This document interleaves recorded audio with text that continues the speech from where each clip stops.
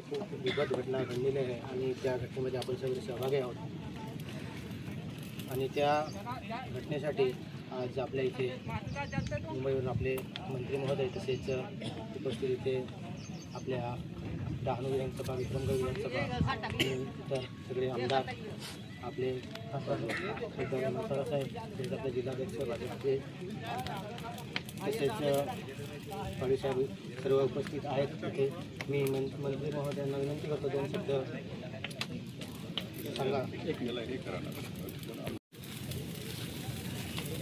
धानेर या ठिकाणी काल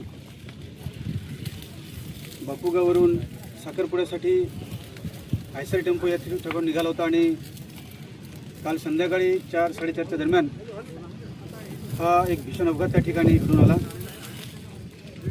खरं म्हणजे हे व्हायला नको होतं, परंतु आपण जसं म्हणतो की कोणीला कोणी टाळू शकत नाही. जवळजवळ आपले भाऊ आणि आपली बहीण असे 13 लोकांचा मृत्यू त्या ठिकाणी झाला.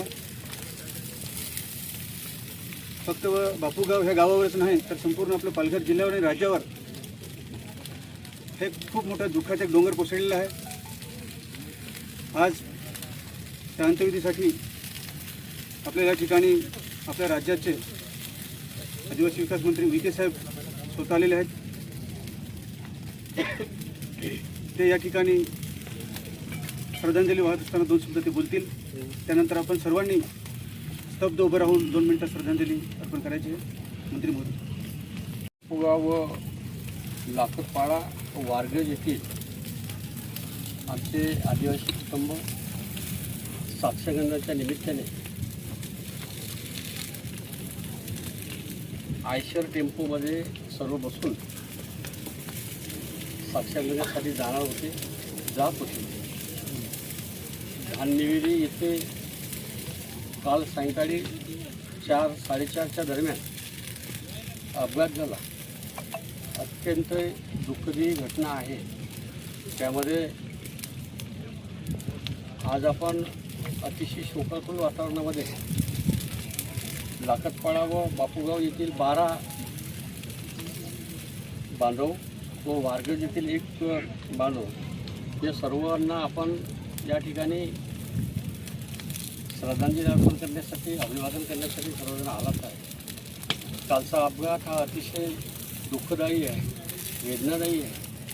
निश्चितच संपूर्ण महाराष्ट्रामध्ये, जिल्ह्यामध्ये दुःखाचं डोंगर कोसळलेलं आहे. त्यांच्या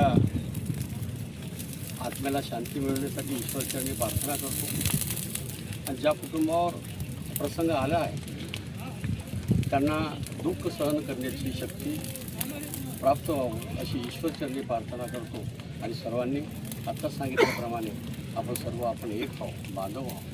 तर सर्वांनी श्रद्धांजली अर्पण करण्यासाठी 2 मिनिट श्रद्धांजली अर्पण करायची आहे. ते सर्वांनी आपापल्या जाती सावध राहून त्यांना श्रद्धांजली अर्पण करावं अशी विनंती करतो.